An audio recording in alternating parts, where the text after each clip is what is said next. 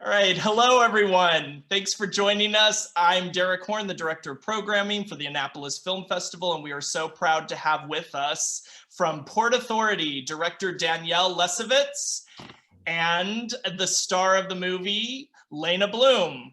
Thanks, guys, for joining. Good to see you again, Lena. Lena was my featured guest for our virtual opening night at the Tampa Festival last October. And congrats on winning the Emerging Filmmaker Award there, Danielle. You sent in a really nice speech for that. Thank you. And here we are in a much more hopeful time than we were last October. Real. So your careers, both of you, your careers are taking off. Lena, congratulations. I heard you made the cover of Sports Illustrated, coming out this summer. Reserve your July edition. And you've got other projects in the pipeline we'll get to later in this. But first, I just, and congrats on the distribution deal with Entertainment One. I love their movies. We dealt with them last year for Stage Mother. So I'm glad they acquired your film. But let's just dive right in. I really want to know how the two of you met. And Danielle, how you came to cast Lena in the part of why? Wait, why? Why? Yeah, thank you. And I just do want to say that I think like in this film, Lena's brilliance just is so incredible and evocative. And I really just, Lena, I think you carry the film in such a powerful way that I think we need to just acknowledge kind of the brilliant work that you've done, and how I think a lot of your life and what you've dealt with and your triumphs have led you to a place to really be able to kind of embody this character and to kind of, you know, be that guiding light, I think, for all of us. So thank you for that, Lena, and I'm just happy to be here with you. So the casting process was really long and really involved. We, you know, my casting directors and I, we sort of searched under every single rock, every single corner to bring to the surface hundreds of potential whys.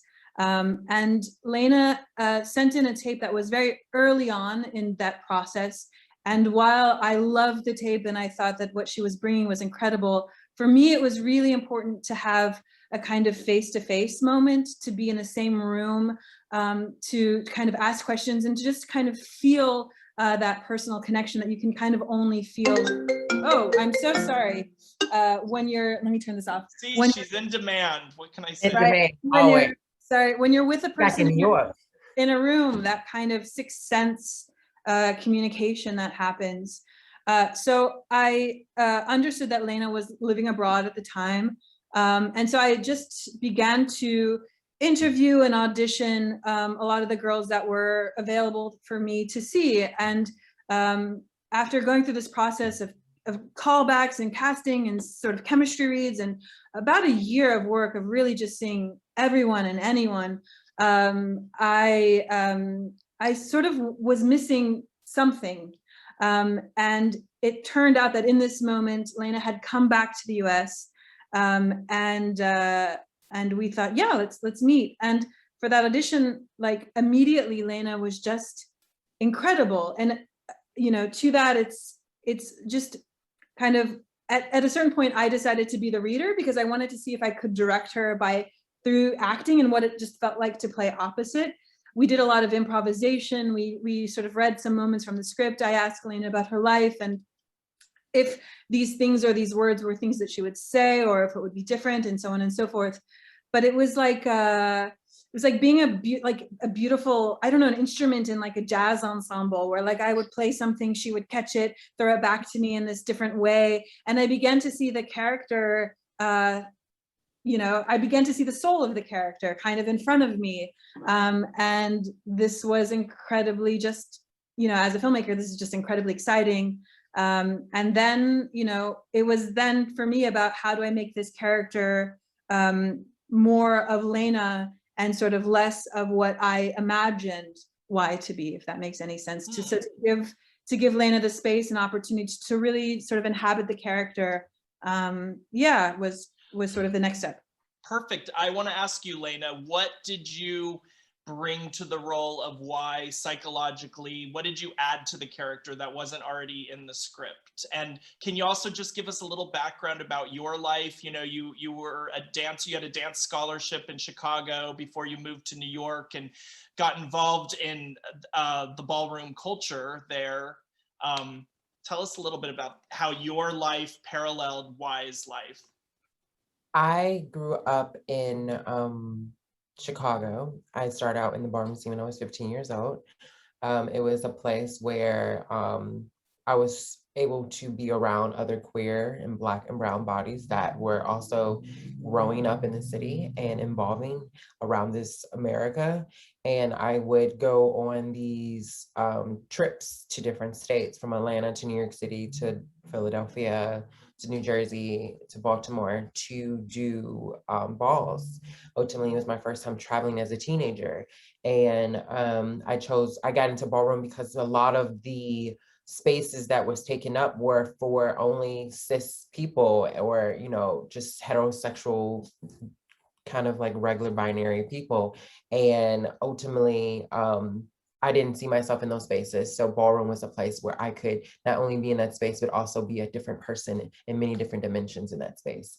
And that's what really brought me into ballroom. And then I moved to New York City and started ballroom full blown in New York City, transitioned to New York City.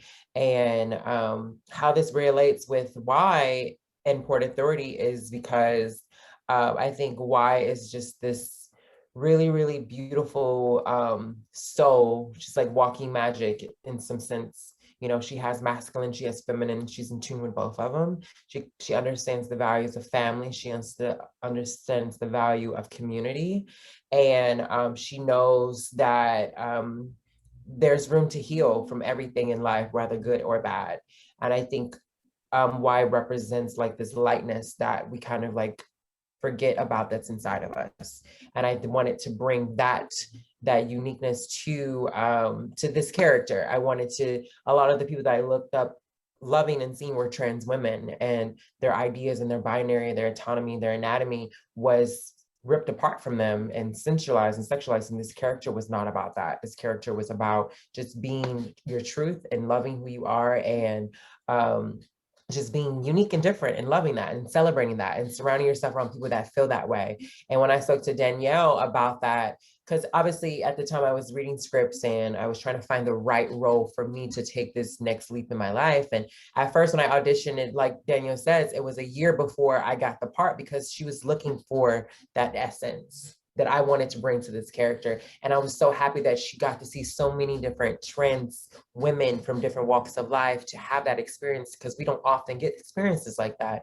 And I wanted to really have that part. I really wanted to really bring that character to life. And like Danielle also said, I was living abroad, so I couldn't really meet with her. And this is when Zoom was not cool.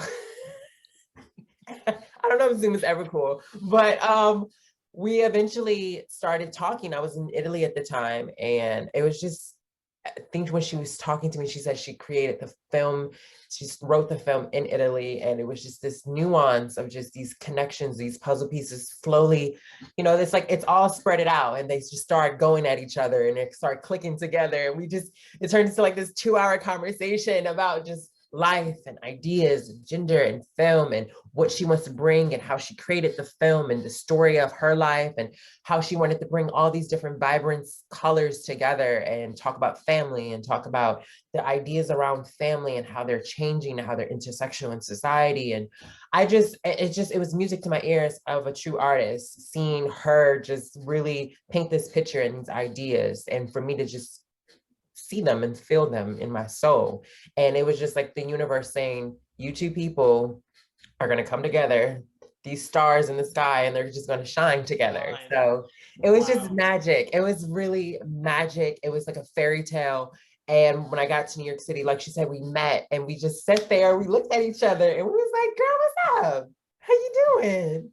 What's up with you? Look at your curly hair. You know, we just started talking, and it was just this it was beautiful. That's And all I can say. It was just beautiful, and we created a beautiful film, and it was created with love.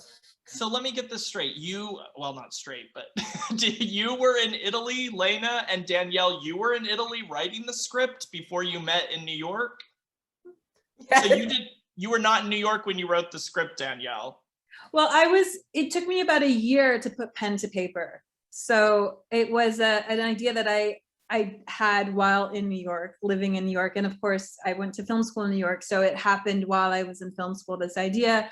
And then it took me about a year to put pen to paper. And at that moment, there was something liberating about not being in the US. Sometimes when you're far from a place, it's just easier to look at it sort of more objectively. So I was able to kind of sit down, have that distance, and have that kind of freedom in a way, and wrote the first draft in Italy. The subsequent draft. Speaking of, I love your point of view of New York that you take in the film. It's sort of a streetwise point of view. It's not the typical cliche Manhattan aerial shots. It's more the point of view that Paul would see getting off the bus at Port Authority, and all the people in his world, working and hustling on the streets. And so it's kind of, I love the cinematography. It's sort of a mix of gritty, but also elegant. It's sort of like, just as humans have the instinct to find these moments of joy in their lives in reality, or these sanctuaries, the film kind of goes back and forth that way. And I wanted to ask you a little bit about your cinematographer, Jomo, is it? Yeah, exactly. Did you go to film school at NYU with him? How did he come on the project, and how did you two envision the look of the film? Well, we went to NYU, not in the same year. He was a little bit after me, so I didn't have the chance to have classes directly with him. But we both had, prior to Port Authority, I had written or co-written a feature film called Mobile Homes that was in Cannes, and he had. I saw the short film. That was like a thesis film, right? Right. NYU. I love that film. Yeah, we might have had that at Annapolis back then. It's a small world for sure. And Jomo had a short that was in Cannes that he had DP for, and we sort of met at a restaurant, and I connected very quickly with Jomo, kind of sent him the script, crossing my fingers, being like, please, please, please, please, please, I really want to work with you. And he very early on agreed, and we had just a lot of conversations, because it's a challenging topic to cover.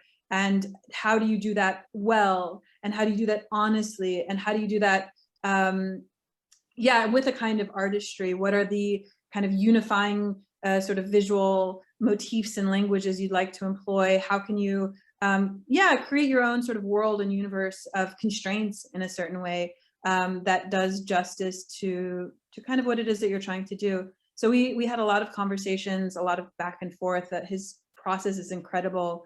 I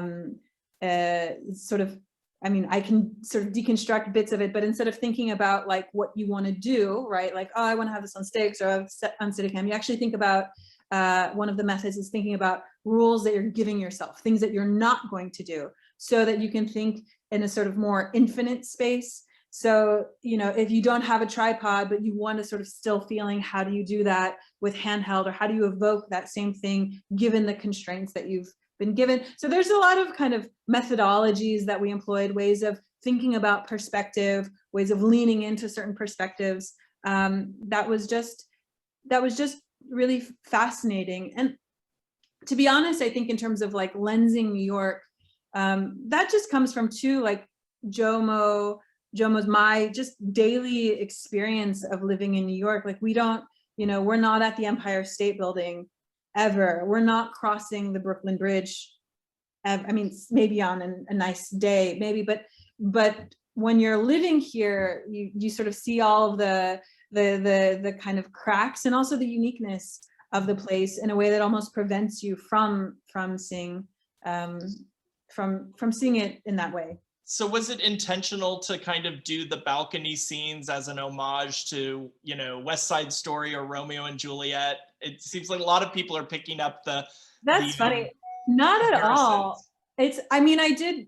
I obviously, these timeless tales of love that have just kind of been adapted through the generations are in my bones because I grew up watching them. So I think those things are subconscious. No, really, I just wanted to give like Y and Paul a space where they could be alone. And I think part of this story is about two people who really don't necessarily have the space in the world to be together for whatever reason. And so that just felt intuitively right. Speaking of Paul, all right, Lena, what was it like working with Fionn? And what was the first time you two met? And did you have a chemistry read together?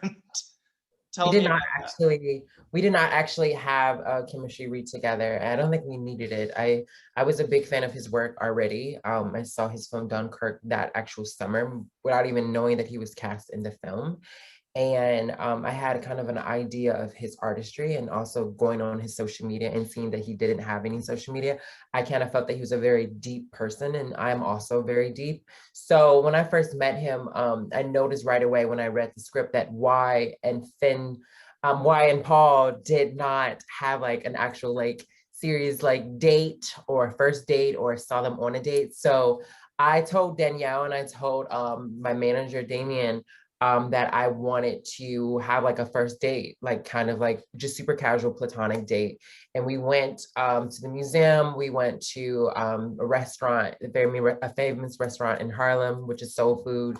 We went to the movies. We just did like literally all these we did like 5 dates in one day, and we just got to know each other like right away because we were shaping like literally the next day. Like he arrived, we hung out that day, and then no, he arrived, and then the next day we hung out, and then the next day we started taping. So it was happening so fast, and for us to really dive right into each other's like life, because it's a love story, you have to really understand like the magic of an artist, and you have to really like how me and Danielle, we sat down, we felt the aura around us in order to really have some energy to bring to this film and what to tell in the story. So me and Finn's character ultimately had to do that, have that same process of just getting to know each other and talk to each other and ask him why did he want to do the film and what does this mean to him and what in his life he went through to understand the duality of like masculine and femininity in this love story, because there's a lot of masculine and feminine issues that we're dealing with in this that I've dealt with, that the director is portraying that feels and wants to show the world in a really beautiful way. And also I wanted to know why Finn, what was his background with this, and him as an artist to tell these stories, and why it's important his previous work to come to this point, to go to the next point. Why is this part of his journey? And I wanted to get into the science and the artistry of him, and we got to do that. And it was just a beautiful moment to see him speak and talk, and to see where he wants to go with his life and vice versa. So it was important for me to just really have some solid like human pulse to his art in order to have a heart for him in the film, to bring that to life.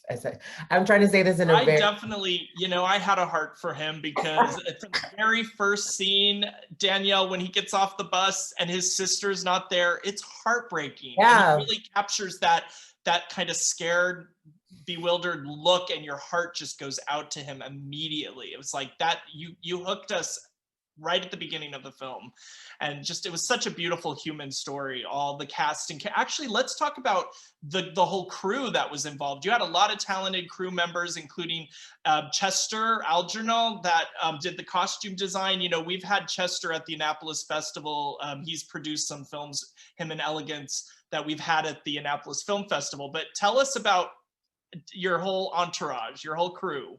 Yeah, as we mentioned, there weren't any which I think is kind of particular to this film. Hopefully it's going to be an interesting or model in the future, but there weren't many cis white straight males in the crew. All of the heads, came from various backgrounds, very diverse perspectives. And I think there's a sort of Virginia Woolf quote in which, if you're not someone who's been protagonized by history, let's say, then you have this really interesting ability to she says it's like the size of a quarter on the back of the head of these people, to sort of you have the ability to kind of see outside looking in. And so the description of that, or the sort of showing of that, of this knowledge of like, hey, this thing that is internalized in you might also be a trap in some ways. And let's show you, or let's talk about how this thing might be a trap.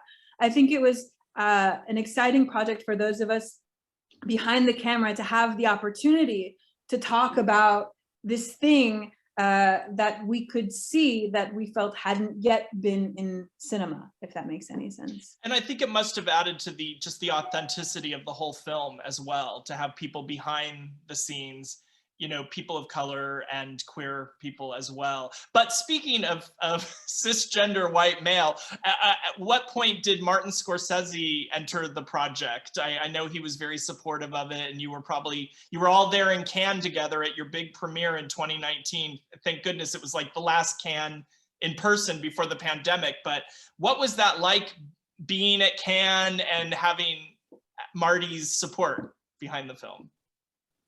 I mean, it's incredible. Like, yeah, it's sort of speechless. I think we were about a year away from shooting. We had just won an award through the French CNC, so the Cinéma du Monde Award. And we were still looking to partner with producers and financiers. And the Sequelia and RT Features got a hold of the script. They read it, they reached out, and they sort of proposed this idea. Yeah, all parties read it, and they just sort of said, yes, let's do this. And to have kind of someone who's just such a hero, you know, support and back a project is, you know, beyond what I could have ever expected for a first feature, for sure. And such a New York centric project, you know. Right. When you think of New York, you think of Martin Scorsese. So. Right, but and it's a very different film. I was a bit surprised because it is, you know, the film is trying to do a lot of things, but one of it is commenting on toxic masculinity, right? And the sort of fault lines of that. And his, you know, his work is quite different. So it, to me, is a testimony of someone who's, you know, interested, open to the world, to what's happening in the world, and who sort of sees beyond a sort of specific place and time into kind of the many variations, the many stories that exist, and who's supporting this great work. Yeah. And Lena, what was it like for you in Cannes? You know, did you wear that beautiful glittery dress, the Lena Horne dress? what did you do on the red carpet in Cannes? I represented my community. That's what I did. I went out there and I made sure that people understood what trans visibility looks like and feels like, and this is how it's done. There's a lot of trans women and queer people, people from all walks of life that have not had a moment to be seen in that light. And I wanted to represent them in a full throttle Infinity Beyond experience. So I shared that with my brothers in the film. We went out there and we vogued the city down. And after that, we shut it down. So that's what we did in Cannes. Wow. And you were there in the Palais. I think there's what, 2,300 seats in there. So you were in front of that whole audience for your premiere. And it was great. Yeah, we got this big standing ovation. At a certain point, the house lights came on and people were still standing there. And we were like, guys, go. The film is over.